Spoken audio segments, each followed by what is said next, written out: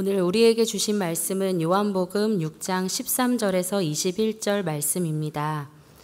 이에 거두니 보리떡 5개로 먹고 남은 조각이 12바구니에 찼더라. 그 사람들이 예수께서 행하신 이 표적을 보고 말하되 이는 참으로 세상에 오실 그 선지자라 하더라. 그러므로 예수께서 그들이 와서 자기를 억지로 붙들어 임금으로 삼으려는 줄 아시고 다시 혼자 산으로 떠나 가시니라. 저물매 제자들이 바다에 내려가서 배를 타고 바다를 건너 가버나움으로 가는데 이미 어두웠고 예수는 아직 그들에게 오시지 아니하셨더니 큰 바람이 불어 파도가 일어나더라. 제자들이 노를 저어 10여리쯤 가다가 예수께서 바다 위로 걸어 배에 가까이 오심을 보고 두려워하거늘 이르시되 내니 두려워하지 말라 하신대 이에 기뻐서 배로 영접하니 배는 곧 그들이 가려던 땅에 이르렀더라. 아멘. 우리는 6장에서 제일 먼저 예수님께서 허다한 사람들이 예수님께 오는 것을 보게 됩니다. 6장 1절 그 후에 예수께서 갈릴리 바다 디베랴 바다 건너편으로 가시니라. 조그마한 동네였습니다. 디베랴라는 동네입니다. 황제의 이름을 딴 도시입니다. 거기를 떠나서 바다 건너편에 있는 조그마한 곳으로 예수님이 가셨습니다. 그때의 2절에 보면 엄청난 많은 사람들이 큰 무리가 따르니 이는 병인에게 행하시는 표적을 봄이니라. 예수님을 따르는 수많은 사람들이 있었는데 이 수많은 사람들이 어떤 사람은 병 낫기를 고침을 위하여, 어떤 사람은 예수님께서 기적을 행하는 것을 보면서 굉장한 호기심이 있었습니다. 그런데 이때에 한 5천 명 되는 사람들이 이때에 모인 거예요. 지금부터 2000년 전에 전 세계 인구는 수천만 명밖에 되지도 않은 때입니다. 그때의 이 엄청난 사람들이 지금 예수님에게 몰려온 것입니다. 그런데 사람들이 큰 무리가 온 이유는 표적을 본 까닭이니라 라고 말하고 있습니다. 자, 큰 호수입니다.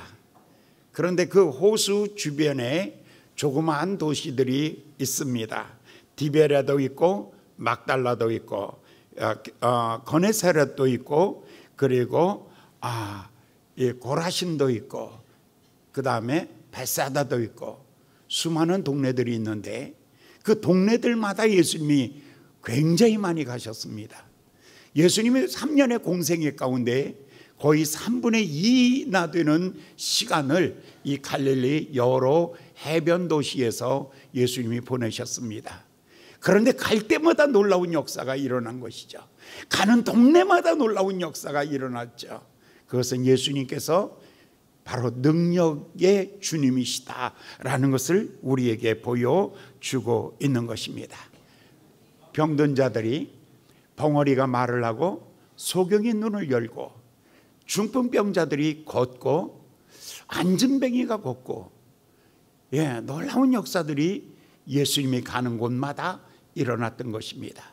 이것을 보기 위해서 또 아픈 사람은 고침을 받기 위해서 이 많은 사람들이 모여든 것이죠.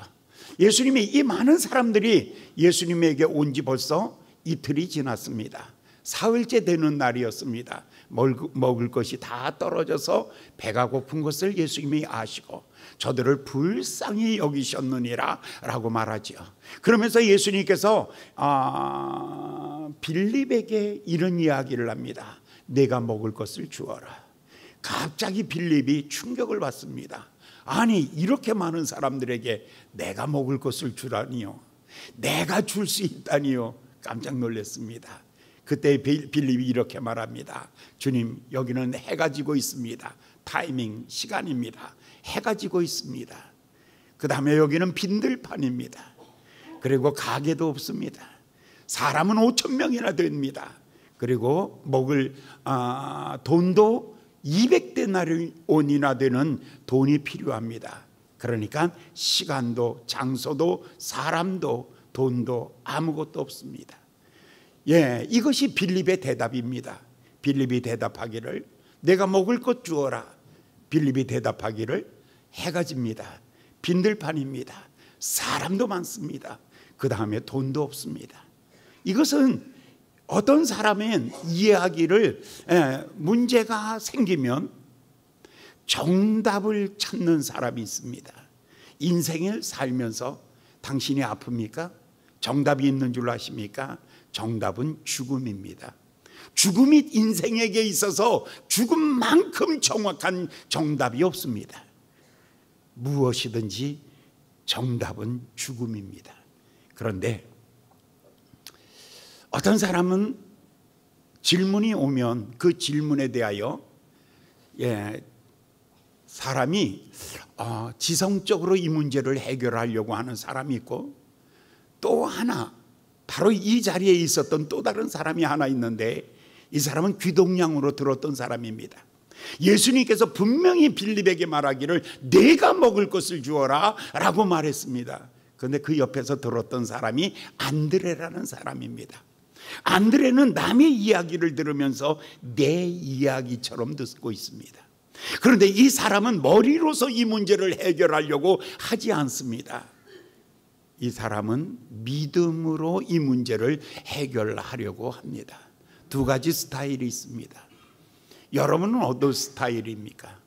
여러분은 어려운 일이 있을 때에 머리로서 해결하려고 하는 사람이 가장 쉽게 문제를 해결하려고 하는 사람입니다. 머리로서 해결하려면 시간입니다. 지금 시간은 해가 지는 시간입니다. 여기 현장은 빈들판입니다. 그리고 5,000명이나 되는 엄청난 사람이 모였습니다. 그리고 돈은 200데나리온이나 되는 돈이 필요합니다. 정확하게 안 된다라는 이야기입니다. 정확하게 머리로 계산하면 아주 쉽게. 그러나 예수님께서 그들을 불쌍히 여기셨느니라. 믿음으로 문제를 해결하려고 마음으로 접근하면 뭔가 예수님께서 이 말씀을 하시면 어떤 의미가 있을 거야 라고 마음으로 이 말씀을 무겁게 받아들이고 이 말씀을 생각하고 있는 것입니다. 어떻게 이 문제를 해결할 것인가 라고 예수님께서 여기에 할 수 있는 것이라면 보리떡 5덩어리 물고기 2마리밖에 없다. 그런데 이것을 가지고 예수님께 가면 예수님께 무엇인가 할 수 있을 것이야. 이게 바로 믿음입니다. 믿음은 작은 것 속에서 큰 꿈을 갖습니다. 그래서 겨자씨알, 가장 작은 씨를 보면서, 씨 중에 가장 작은 씨가 겨자씨알입니다.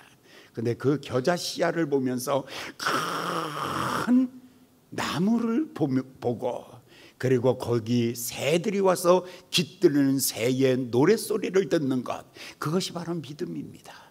보리떡 5덩어리 물고기 2마리를 가지고 5,000명이 먹고 12광주리가 남는 하나님의 역사하심을 바라보는 것, 그것이 안드레의 믿음입니다. 오늘 사랑하는 여러분들, 대부분의 인생을 살면서 사람이 머리로 사는 사람이 있고 가슴으로 사는 사람이 있습니다.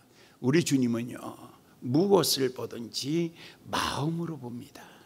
불쌍히 여기는 마음으로, 긍휼히 여기는 마음으로, 사랑하는 마음으로, 포기하지 아니하는 뜨거운 심정을 가지고 예수님은 인생을 바라보는 것입니다. 군중을 바라볼 때에 그들이 이미 배가 고픈 것을 아시는 예수님께서 그들을 불쌍히 여기시는 거예요. 마음으로 생각하니까 너무 불쌍한 거예요. 그래서 이들이 이미 벌써 나를 따라온 지 사흘째가 되었느니라. 그러니 얼마나 배가 고플 것인가. 그래서 테스트하죠. 빌립에게 말하기를 테스트하는 거예요. 네가 먹을 것 줘봐. 그러니까 역시 사람이 생각하죠. 사랑하는 여러분, 무엇을 보든지 머리로만 계산하지 마시고 사랑의 여러분의 마음으로 그것을 놓고 기도하면서 작은 것 속에서 가능성을 볼 수 있는 하나님의 사람들 되시기를 예수님의 이름으로 축원합니다. 그런데 10절을 보니까 이런 일들이 벌어지고 있는 거예요. 예수님께서 이 사람들을 앉게 하라 하심에 그들이 앉아서 조용히 앉아서 침묵하면서 어떻게 하나님이 일하시는가를 보고 있는 것입니다. 그런데 5,000명이나 되는 사람들이 먹었습니다. 그리고 봤더니 12광주리가 남았습니다. 버리는 것이 없습니다. 낭비가 아닙니다. 하나님의 기적은 여러분의 호기심이 아닙니다. 필요에 대한 하나님의 공급입니다. 그런데 충만하였습니다. 넘치도록 하나님이 주었습니다. 그래서 그것이 12광주리가 남았습니다. 어떤 사람은 잘 살아요. 그 잘 사는 사람들이 여러분 어떻게 해서 잘 사냐면 전략해서 잘 사는 거예요. 어떤 사람들이 잘 사는 것을 가지고 그 사람이 낭비라고 생각하지 마세요. 전략하면은요, 전략하고 또 전략하고 그러면 거기에 남는 게 있는 거예요. 예. 그래서 12광주리가 남은 것이죠. 이것을 보고 예수님께서 이것을 보시고 난 다음에 성경이 이렇게 말하고 있습니다. 14절, 15절을 볼까요? 14절. 예, 그 사람들이 예수의 행하신 이 표적을 보고 말하되 이는 참으로 세상에 오시는 그 선지자라. 하나님이 보내신 사람이다. 하나님이 보내지 아니하시고 하나님이 함께하지 아니하면 어떻게 이런 일이 벌어지겠는가? 그리고는 15절. 예, 그러므로 예수께서 저희가 와서 자기를 억지로 잡아 임금 삼으려는 줄을 아시고 다시 혼자 산으로 떠나가시니라. 자, 사람들이 예수님 인기가 얼마나 좋은지, 예수님이 있으면 병 다 고쳐줘요. 예수님이 있으면 먹을 문제 다 해결해 주는 거예요. 인간이 먹고 그리고 사는 문제 다 해결해 주니까 임금들에게 자, 저분을 임금으로 모시자라는 그런 운동이 일어난 거죠. 예수님 원하는 게 아니잖아요. 예수님이 세상에 임금 되려고 오신 게 아니잖아요. 세상에 이러한 권력을 갖기 위해서 예수님이 오신 게 아니라니까요. 예수님이 하셔야 되는 일 정반대로 지금 가고 있는 거예요. 그래서 예수님께서 이 사람들을 보내시는 거죠. 예수님은 이런 생각을 가지고 있어요. 잠언 30장에 보면 성경에 허탄한 거짓말, 허탄과 거짓말을 너희에게서 멀리하게 하시옵시고 나에게서 나로 가난하게 마옵시고 부하게도 마옵소서. 여러분 정말 이런 기도하실 수 있습니까? 하나님, 나에게 꼭 필요한 것 그것만 있으면 나는 만족합니다. 하나님, 나에게 필요한 것 그것으로 나는 만족합니다. 우리는요, 날마다 일용할 양식을 주옵시고 라고 기도 안 하잖아요. 적어도 일주일, 적어도 한 달, 적어도 1년. 여러분 어느 정도 살면 여러분들 다 1년 정도는 먹고 마실 만한 것들 있잖아요. 네. 한 달에 여러분들이 한 300만 원씩 쓰면 여러분 한 3천만 원 정도 있잖아요. 그러면 1년 먹잖아요. 여러분 아파트 하나 갖고 있으면 보통 문산도 한 3억, 4억, 5억 이렇게 되잖아요. 그러니까 5억이면 여러분 매달 500만 원씩이면 1년은 먹을 게 다 있잖아요. 집이 있으면은 다 그 정도는 살잖아요. 그러면 감사해야죠. 그러면 평안해야죠. 그렇잖아요. 정말 집이라도 좀 집이라도 있고, 오늘 먹을 것 있고 내일 먹을 것 있으면 감사해야잖아요. 성경이 이렇게 말하죠. 주여 나에게 부하게도 마옵시고. 부하면 어떻게 해요? 내가 똑똑해서 내가 잘나서 이만큼 얻었으니까 하나님 필요 없어. 내가 다 할 수 있어. 너무 많으면 그렇게 해요. 없으면요 거짓말하고, 없으면 거짓말하고 또 어떻게 해요? 도둑질하고 하나님을 비난할까 봐 두렵사오니 부하게도 마옵시고 가난하게도 마옵시고 날마다 일용할 양식이 있게 하여 주시옵소서. 오늘 예수님 보십시오.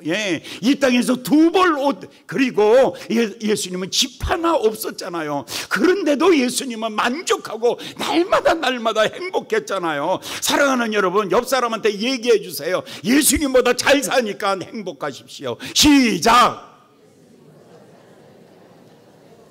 좀 때려주세요. 때려줘. 좀 때려줘요. 때려주세요. 그러면서 다시 한번 하세요. 다시 한번. 이건 매일 해도 괜찮아. 예수님 두 벌로도 없었어요. 그리고 예수님 집 한 칸 없었어요. 산에 여우 굴이 있고 나르는 새 깃들 곳 있건만 인자 머리들 곳 없다. 그런데도 예수님은 행복하시고요. 그런데도 예수님은 남을 위해서 기도하고요, 남을 축복하고요, 넉넉하게 살으셨어요. 하루를 살아도 행복하게, 하루를 살아도 넉넉하게, 하루를 살아도 평안하게, 이렇게 예수님 사셨단 말이에요. 그렇게 다 가지고 뭐 하려고, 왜 옆 사람한테 좀 가르쳐 주세요. 예수 믿으면요, 지금 당신 잘 살고 있으니까 걱정 말라고. 시작. 당신 잘 살고 있으니까 걱정하지 마세요. 당신 잘 살고 있으니까. 여러분, 전 세계에서 우리나라가 10등 안에 드는 나라잖아요. 10등 안에 드는 나라 중에서도 여러분들은 지금 가난한 사람들이 아니잖아요. 우리나라에서도 그래도 상위, 중상위권이잖아요. 그럼 전 세계에서 이만큼 잘 사는 나라가 어디 있겠습니까? 잘 살죠. 그러니까 성경에 주여 가난하게 마옵시고 부하게 마옵시고, 이 말의 의미는 뭐예요? 물질을 너무 의지하지 말고 있는 것으로 만족하고, 있는 것으로 감사하고, 있는 것으로 기뻐하면서 서로 사랑하면서 살라는 주님의 마음입니다. 할렐루야. 예수님께서 이렇게 마음 갖고 있는 거예요. 그런데 마가복음 6장에 보면은 예수님께서 사람들을 해산시켜 버리는 거예요. 임금 만들려고 하는 사람을 해산시켜요. 제일 먼저는 무리를 작별하여, 작별하신 후에 기도하러 산으로 가시니라. 45절을 먼저 볼까요? 45절. 마가복음 6장 45절. 예수께서 즉시 제자들을 먼저 보내시는 거예요. 그리고는 두 번째 사람들을 보내시고, 세 번째 자기도 이 자리를 떠나시는 거예요. 사람들이 열광하고 있잖아요. 얼마나 대단히 사람들이 예수를 임금으로, 예수를 황제로, 예수를 대통령으로 하면서 막 군중들이 막 환호성을 지르고 있을 때, 예수님 그 사람들을 첫 번째로 예수님이 제자들을 제일 먼저 다 해산시켰어요. 여기 있으면 제자들의 마음이 편안하지 못할 것 같아요. 두 마음을 가질 것 같아요. 세상의 유혹에 넘어갈 것 같아요. 제자들의 본래의 제자들의 삶을 살지 못할 것 같아요. 그래서 제자들을 빨리 이 자리를 떠나라고 제자들을 재촉해서 그 자리에서 쫓아서 보내신 거예요. 제자들을 그 자리에서 쫓아보내시고, 그 다음에 군중들을 보내시고, 그 다음에 예수님께서 그 자리를 떠나시는 거죠. 그런데 성경에 보니까 예수님께서 기도하러 산을 예수님께서 무리를 작별하신 후에 기도하러 산으로 가시니라. 예수님은 언제 위기라고 생각하냐면요, 사람들이 나를 열광할 때에, 사람들이 칭찬할 때에, 사람들이 나에게 박수갈채를 보낼 때에, 그때를 가지고 예수님은 말하기를 위기다라고 생각해요. 그때가 바로 기도할 때다. 사람들은 반대로 생각하죠. 잘 나가는데 무슨 기도야, 이대로 그냥 가기만 하면 돼. 아니요, 잘 나가는 것 같지만 그것도 위험한 거예요. 여러분, 저 북극과 저 남극 끝에는요 사람 못 사는 거예요. 사람이 사는 것은요 평범해야 되는 거예요. 그래서 너무 칭찬을 받거나 너무 비난을 받거나 이러지 마세요. 비난받으면 그 비난받는 것도 그것도 잠깐이다라고, 그것 또한 지나가리라. 칭찬받으면 그것 또한 지나가리라. 사람들에게 인기 있는 것, 거기에 마음 너무 집착하지 마세요.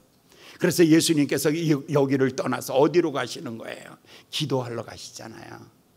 예, 얼마나 인기가 좋아요. 이렇게 인기 좋을 때에 예수님께서 그것을 인기라고 생각하지 않죠. 그것은 위기라고 생각하죠. 인기라고 쓰고 예수님은 위기라고 생각하고, 또 위기라고 써놓고 예수님은 기회라고 생각하고, 위기라고 쓴 것을 예수님은 기회라고 생각하고요, 인기라고 생각하는 것을 예수님은 그거를 실패라고, 기도할 때라고 그렇게 예수님은 기록하고 있는 것이죠. 제자들 한번 볼까요? 제자들이 6장 16절, 요한복음 6장 16절에 보면 저녁 저물 때라 그랬어요.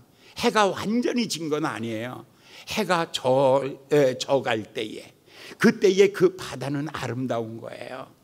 예, 그 저녁에 해가 져갈 때에 석양의 태양은요 얼마나 붉고 황홀한지, 바다가 새빨간 거예요. 그래서 그냥 새빨간 바다 위에 내가 떠 있는 것 같은 거예요. 너무 황홀한 거예요. 예수님의 제자들은요 지금 이 너무너무 황홀한 이 현장에서 너무 아름다운 거죠. 17절에 보니까 밤이 깊어가면서, 밤이 점점 깊어가요. 예, 배를 타고 바다를 건너 가버나움으로 가는데 이제는 어두웠어요. 새벽 3시가 된 거예요. 새벽 4시가 되어 갈 때에 너무 깜깜한 어둠 속에서 갑자기 큰 바람이 불기를 시작합니다. 18절을 보니까 큰 바람이 불어 파도가 일어나더라. 그런데 이게 갈릴리 바다는요, 해면 정말 땅보다는 200m나 더 깊어요. 아래에 있어요. 그러니까 바람이 불면 여기가 진공이 되기 때문에 파도가 크게 일어나는 거죠. 무슨 호수가 바다보다 더 큰 파도가 일어나는 거예요. 바다가 바다처럼 파도가 일어나는 거죠. 이 엄청난 파도 앞에서 제자들이 위험을 당하는 거죠. 마태복음 14장에 똑같은 본문을 이렇게 기록하고 있어요. 배가 이미 육지에서 술이나 떠나서 바람이 거슬림으로 물결을 인하여 고난을 당하더라. 그러니까 바람이 거슬렸다라고 이렇게 말해요. 그런데 처음에는 바람이 불 때에 바람이 거슬리는 거예요. 이거 위험한데, 이거 안 되는데, 이러다 큰일 나겠는데 하는 요 정도였어요. 그런데 이 똑같은 본문을요 마가복음 6장에서는 이렇게 말하고 있어요. 바람이 거슬림으로 제자들이 괴로이 노를 졌다. 이번에는요 노 짖는 게 너무 힘든 거예요. 왜냐하면 배가 앞으로 나가야 되는데 못 나가는 거죠. 바람은 두 가지예요. 하나는 순풍이 있고 역풍이 있는 거예요. 순풍은 내가 가고자 하는 목적지를 향하여 바람이 밀어줄 때에 그걸 순풍이라 그래요. 그런데 역풍이라는 것은 내가 가는 목적지를 향하여 달려가는데 바람이 불므로 말미암아 목적지에서 벗어나기 시작하는 거죠. 아무리 노력해도 배는 한 치 앞을 조금도 앞으로 갈 수가 없어요. 어떤 일은 그래요. 옛날에 우리나라에 기독교가 그랬어요. 기독교가 처음에 1950년, 60년, 70년대에는 순풍이었어요. 가난하고 힘들고 어려웠어요. 정말 가난했어요. 우리 아버님이 개척할 때에 다 천막에서만 개척했어요.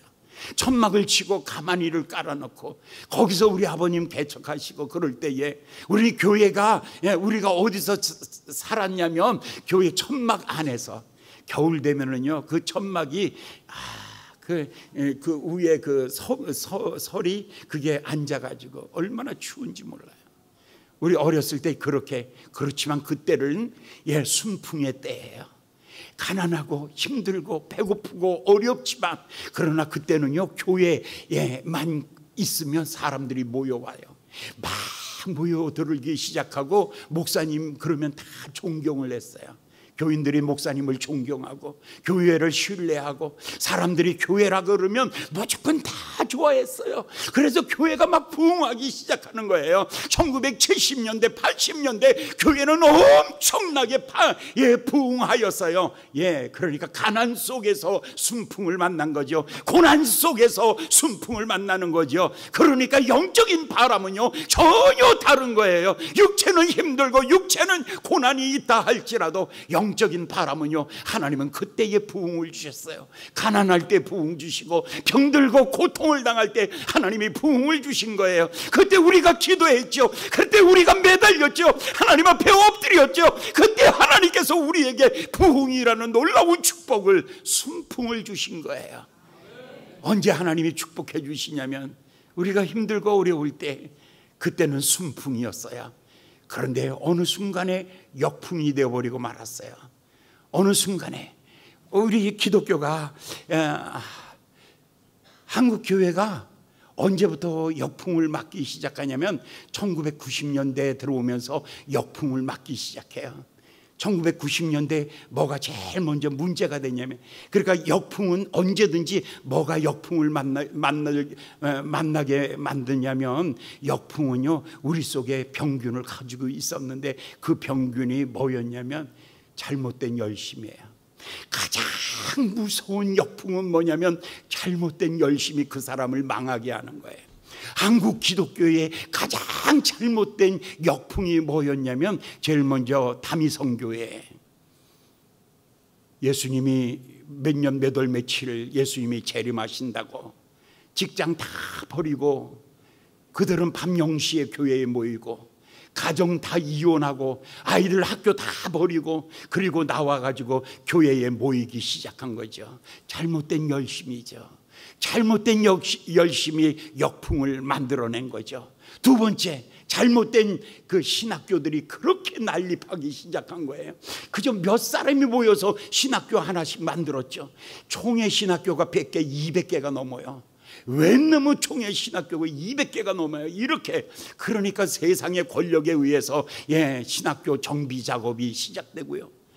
잘못된 열심, 잘못된 열심이 결국은 역풍을 만들게 되는 거예요. 이 잘못된 열심들이요, 성경 공부에 대한 잘못된 열심도 있죠. 구원파의 5대양 사건이 일어나기 시작하고요, 구원파가 만들어 놓은 이 세월호 사건이 일어나고요. 그 다음에 또 이번에 있었던 일 중에 하나가 코로나 사태 때 있었던 신천지. 이런 잘못된 열심 있는 사람들이 교회의 위기를 만들어낸 거예요.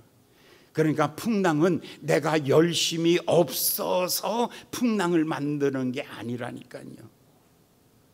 조심하셔야 돼요. 그러니까 제일 무서운 건 뭐냐면 바리새인의 열심이 제일 무서운 거예요. 이스라엘을 멸망시킨 원인이 바리새인의 열심이에요. 예루살렘 멸망의 가장 큰 원인이 무엇이었냐면 바리새인들의 열심이었거든요. 그러니까 역풍이라는 것은 언제 생기냐면 황홀에 빠져 있을 때에, 이스라엘 지금 제자들이 저녁에 황홀경에 빠져 있어요. 기도를 잃어버린 거죠. 그때에 역풍이 불기 시작하는 거죠. 바람이 불기 시작하는 거죠. 거기에서 모두가 다 죽어가고 있는 거예요. 바로 지금 우리의 모습이에요. 한국 교회의 모습이 바로 지금 우리의 모습이 역풍이 불고 있는 거예요. 우리의 잘못된 열심들이. 그래서 교회를 빚을 져서 교회를 크게 짓는 거, 이거 잘못된 열심이잖아요. 교파주의, 이거 잘못된 열심이잖아요. 이러한 잘못된 열심들이 오늘 한국 교회를 병들게 만들어 놓고 역풍을 만들게 만들어 놓은 거예요. 이걸 누가 보고 계시냐면 주님이 보고 계시잖아요. 다른 방법으로 이것을 해결하면 안 돼요. 예수님이 보고 계시다면 예수님이 오셔야 되고 예수님이 이것을 치료하셔야 돼요. 오늘 예수님이 이 교회 안에 오셔야 되고 예수님이 우리를 치료하셔야 돼요. 할렐루야, 할렐루야. 예수님이 이것을 보고 있는 거예요. 요한복음 6장 19절에 있는 말씀을 보면 이렇게 말하죠. 제자들이 괴로이 노루를 짓고 있는 것을 예수께서 바다 위로 걸어 배에 오시고 있는 거예요. 이걸 보고 오고 계시는 거예요. 지금 여러분 목회가 정말 힘들어요. 목회가 왜 힘드냐면 잘못된 열심을 가지고 있는 인간들 때문에 목회가 힘든 거예요. 병들었어요. 엄청 병들었다니까요. 한국 교회가 너무너무 병들고 있는 거예요. 이것들 여러분, 오늘 교회들이 그런 장로 뭐 이런 명예요, 총회장 뭐 이런 명예요, 썩었어요. 썩었어. 한마디로 예수님 보시면 진짜, 예수님 뭐라 그랬어요? 두 벌 옷을 얻고 집 한 채 없는데도 예수님이 행복하고 좋았잖아요. 오늘 그런 목사들이 있어야죠. 오늘 그런 목사들이 있어야죠.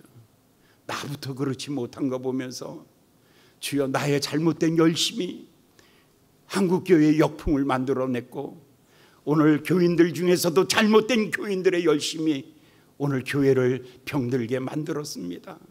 주님, 우리가 잘못했습니다. 주님 오셔서 우리를 치료해 주시옵소서. 주님 오셔서 우리를 치료하시고 우리 교회가 새로워질 수 있도록 우리 하나님 역사하여 주시옵소서. 괴로이 노젓는 것을 예수님이 보고 계시는 거예요. 지금 한국 교회를 예수님이 보고 계시는 거예요. 마가복음 6장 48절에 보면 이렇게 말하고 있어요. 바람이 거스림으로 제자들이 괴로이 노젓는 것을 보시고, 오늘 여러분 정말 괴롭게 목회하고 있는 이 목회 현장을 누가 보시고 계시냐면 주님이 보고 계시는 거예요. 할렐루야, 할렐루야. 그리고 주님이 오셔야죠. 주님 오시옵소서. 주님 오시옵소서. 주님 오셔서 이제 우리 교회를 치료하여 주시고 이제 우리 교회를 새롭게 하여 주시옵소서. 아멘. 이렇게 주님 앞에 매달려야죠. 예수님께서 마태복음 14장 25절을 보면 예수님께서 걸어서 가까이 오고 계시는 거예요. 정말 예수님은 바다 위를 걸어서 오세요. 여러분, 오늘 이 시간에 여러분 이 설교 가운데에 예수님이 걸어서 여러분의 마음속에 오시는 줄 믿습니다. 여러분 마음속에 오시는 줄 믿습니다. 주여 오시옵소서. 나를 고쳐주시고 나를 치료하여 주시고 나를 새롭게 하여 주시옵소서. 아멘. 주여 오시옵소서 라는 이런 열정이 우리들 마음속에 있기를 예수님의 이름으로 축원합니다. 스데반 집사님이 사도행전 7장에 보면요, 스데반이 성령이 충만하여 하늘을 우러러 주목하고 하나님의 영광과 및 예수께서 하나님의 우편에 서신 것을 봅니다. 이 모습을 볼 때에 돌멩이가 날라와도 천사의 얼굴입니다. 침뱉음을 당해도 천사의 얼굴입니다. 그의 죽음이 가까이 올지라도 그가 그 어떤 위기 가운데에서도 얼굴에 행복하고 기쁨이 넘쳤던 것은 뭘 보고 있기 때문이에요? 뭘 보고 있기 때문이에요? 보라, 하나님의 보좌 우편에 어린 양 예수님께서 서신 것을 보시고, 여러분 하늘문이 열리고 예수님을 볼 수 있는 여러분 되시기를 예수님의 이름으로 축원합니다. 나를 향하여 두 팔 펴고 계시는 그 예수님을 볼 때에, 그때에 돈으로 권력으로 그 어떤 것으로 만족을 줄 수 없는 그것의 행복이에요. 예수 믿어도 이 정도 예수 못 믿으면 거의 반은 가짜야. 솔직히 반은 가짜야. 한번 따라해 보시나요? 나는 돈이 있어야 행복하고, 칭찬받아야 행복하고, 대접받아야 행복하고, 사람들이 알아줘야 행복하다는 사람 손 들어봐. 손 들어보라니까. 가짜들은 손도 안 들어.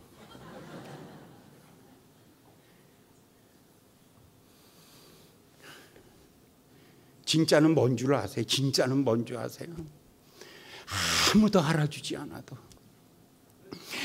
아무도 나를 알아주지 않아도 눈을 들고 하늘을 바라보면 나를 쳐다보고 계시고 나를 향하여 두 팔 펴고 있는 주님을 바라보는 사람들, 그 사람들은 환난이 오고 고난이 오고 핍박이 오고 그 어떤 어려움이 온다 할지라도 그 마음속에 그 기쁨은 빼앗기지 않는 거예요. 주님 바라보면서 행복해지기를 예수님의 이름으로 축원합니다. 옆 사람한테 가르쳐 주세요. 제발 부탁이다. 제발 좀 이렇게 살아라. 시작. 그래서 그렇지 않은 것 같으면 거기는 하지 마라. 그렇지 않은 것 같으면 난 너 몰라 그래. 이제 한번 옆 사람한테 다시 한번 얘기해. 내가 좋은 말 할 때 잘 들어. 시작. 내가 이제 좋은 말 할 때 잘 들어. 이제는 제발 스데반이 예수님을, 나를 향하여 서 있는 예수님을 바라볼 때 돌멩이가 날라와도 그것 이길 수 있잖아요. 비난이 날라와도 그거 이길 수 있잖아요. 그 어떤 어려움에 그거 다 이길 수 있는 것은 나를 향하여 두 팔 펴고 계시는 주님을 바라볼 때, 오늘 사랑하는 여러분, 여러분 눈에는 이 주님 바라볼 수 있는 여러분 되시기를 예수님의 이름으로 축원합니다. 예. 주님이 이렇게 말하잖아요. 네, 19절을 볼까요? 요한복음 6장 19절.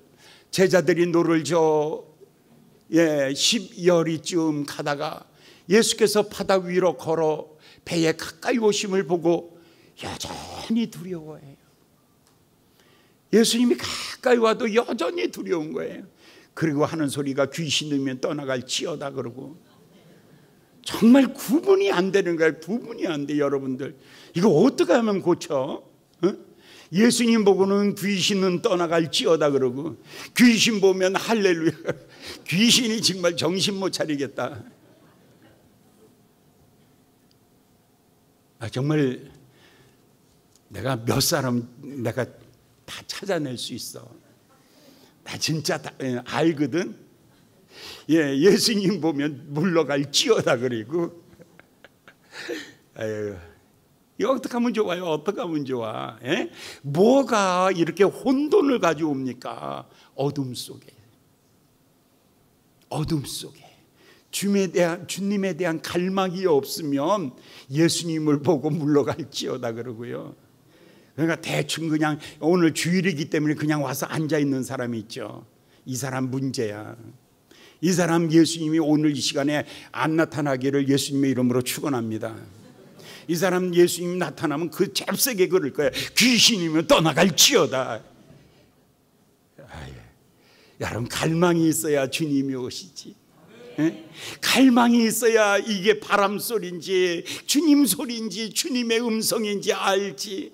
예, 갈망이 없으면, 주님에 대한 기도와 갈망이 없으면 모르죠. 예, 근데 예수님께서 마태복음 14장 26절에 이렇게 말합니다. 유령인가 하여 무서워 소리 지르거늘 예수께서 내니 두려워 말라. 와, 예수님께서 내니 두려워 말라. 예, 마가복음 6장에서도 똑같이 말합니다. 유령을 인하여 소리를 지릅니다. 안심하라, 내니 두려워 말라. 똑같이 예수님은 그렇게 말하고 계십니다. 오늘 아침 여러분들 풍랑이 일어나고 있습니까? 갑자기 사업이 안 되고, 갑자기 의사가 당신 안 되겠어, 당신 힘들어. 또 지난 주간에 혹시 여러분들 의사가 당신 암 사기야 이런 소리 듣고 온 사람 있어요? 그래서 안 되겠다 싶어가지고 자살하려고 약 갖고 들고, 이거 교회 가서 오늘 은혜가 안 되면 집에 가다가 이거 먹자라고 해가지고 약사 갖고 온 사람 있어요? 그렇지 않으면 여러분들 혹시 수면제 이거는 기본이야 요즘 현대인에게, 그러면서 늘 주머니에 넣어 갖고 다니는 사람들 있어요? 여러분, 이 사람들 주님 앞에 이렇게 회개하셔야 돼요. 주께서 말씀하시기를 내니 안심하라.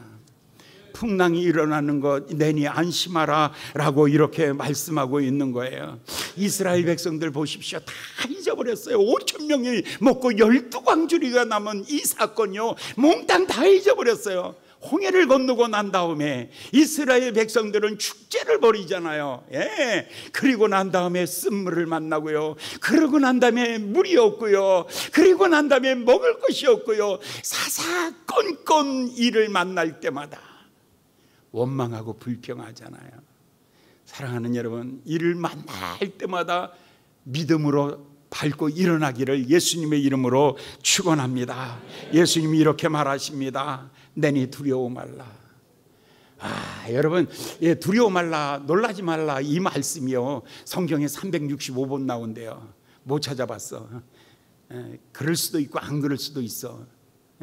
근데 나는 그냥 안 해봤으니까, 안 찾아봤으니까 그렇다고 생각하고 그냥 여러분들 그냥 생각해요. 날마다 365일 우리 주님 말하기를 내니 두려워 말라.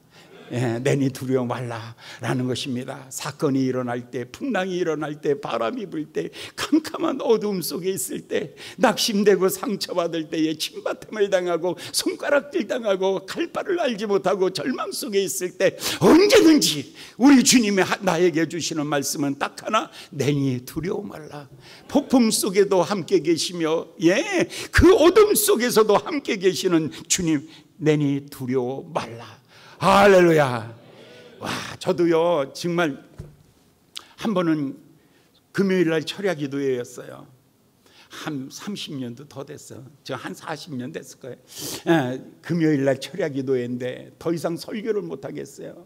너무 어렵고 힘들어서. 그래서 설자가 안 되는 거예요. 그냥 강단에 서긴 섰는데 억지로 섰어요. 그런데 노래를, 찬송을 불러야 되는데 찬송 503장을 폈어요. 그런데 503장 찬송을 펴놓고 노래를 부르는데 1절, 2절, 3절, 4절 부르고 그 다음에 또 한 번 더 부릅시다, 또 한 번 더 부릅시다, 또 한 번 더 부릅시다 그랬는데 다 나중에 꼭 그런데 그것도 쉬는 교인이 있어. 몇 번 했냐면 74번인가 했대. 그랬더니 밤 12시가 넘었어요. 그래서 그 9시에 시작한 철야 기도회가 밤에 새벽 기도회가 되어가는 시간에 그때까지 이 노래만 부른 거야. 고요한 바다를 노저와 가는데 이 풍랑이 인연하여서 더 빨리 갔으면 좋겠습니다. 주여, 이 풍랑이 인연하여서 더 빨리 갔으면 좋겠습니다 라고 이 노래를 불렀어요. 근데 그 노래에 그날 저녁에 권사님 한 분이 그 노래를 잘 노래를 부르고 난 다음 집에 가서 남편한테 울면서 우리 목사님이 밤새 이 노래만 불렀어요. 이 풍랑이 인연하여 더 빨리 갑니다. 이 풍랑이 인연하여 더 빨리 갑니다. 이 노래만 불렀어요. 그랬더니 그 남편이 그 소리를 듣고 난 다음에 이튿날 아침에 새벽에 우리 집으로 찾아왔어요. 토요일 날 아침에 와가지고는 뭐를 하나 봉투에다 덕 주면서 목사님 이거 팔아가지고 교회 지세요 라고 그러는 거예요. 어마어마한 땅덩어리였어요. 엄청 큰 땅덩어리였어요.